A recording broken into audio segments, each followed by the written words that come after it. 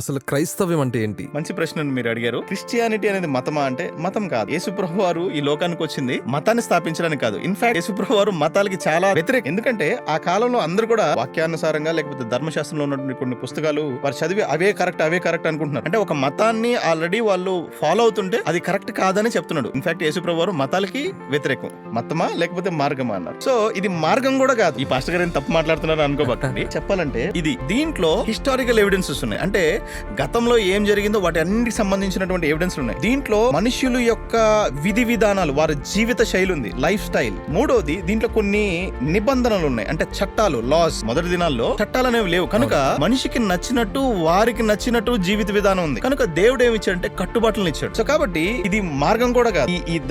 ఈ పుస్తకం అనేది లేకపోతే ఈ బైబుల్ అనేది దీంట్లో చాలా దాగుంది. ఇది దేని కొరకు అనేది మనము దీన్ని చదివితే మన జీవితమే మారిపోయి ఒక న్యూ లైఫ్ స్టైల్ ని మనం కలిగి ఉంటాం. సో కాబట్టి ఇది మతం కాదు, మార్గం కాదు. క్రీస్తే మార్గము.